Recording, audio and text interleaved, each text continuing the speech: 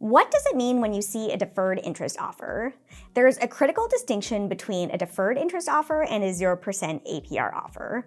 If you're looking to make a purchase and you don't want to pay any interest, or you're at least trying to pay as little interest as possible, it's important you know the difference, because not knowing the difference could end up costing you a lot of money in interest charges down the road. Now let's start by talking about deferred interest offers. These are commonly advertised as no interest offers. And sure, if you pay off your bill in full by the end of the promotional period of that deferred interest offer, then sure, you won't pay any interest. But that's not often the case. These offers are typically made on things like store credit cards, and here's the problem. If you don't pay off your entire purchase in full by the end of that deferred interest offer period, you could pay a lot more in interest than you initially thought.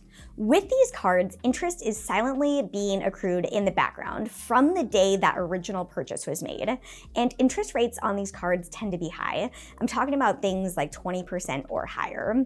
Now, even if you owe just a small amount of money, like 50 cents, after that deferred interest offer has ended, what's going to end up happening is that you'll owe interest on the full amount.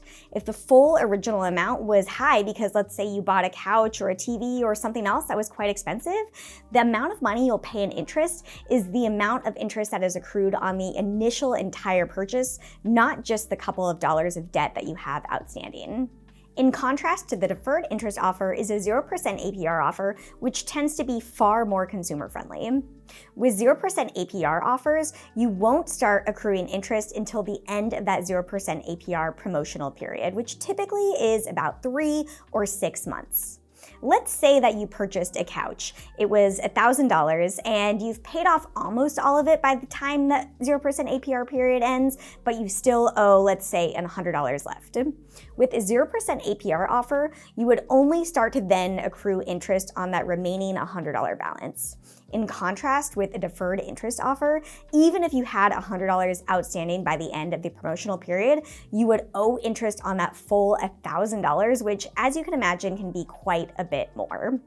Just keep in mind that even with 0% APR offers, you must make at least the minimum payments and on time. Failure to do so can void that 0% APR promotional offer.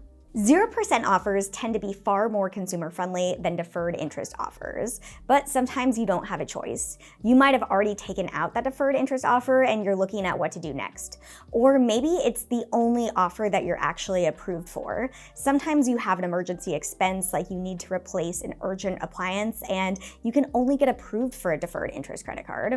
If that's the case, NerdWallet has some tips for what to do next. For starters, make a plan to pay off that full payment and make a plan to pay it off early.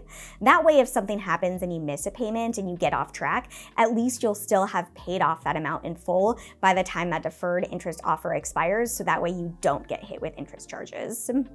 Secondly, don't add any more charges to that initial account. And thirdly, while paperless statements can be a good thing, here's one situation where they just might not be.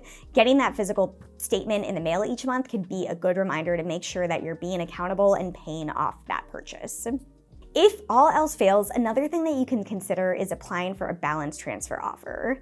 If you're at the end of that deferred interest period and you still have money left over, it might make sense to transfer that balance to another balance transfer credit card. Now, NerdWallet typically doesn't recommend just moving balances on this carousel of balance transfer credit cards because they have their own pitfalls like transfer fees, but this might be one more option to consider. Check out my video on balance transfers to learn more about that.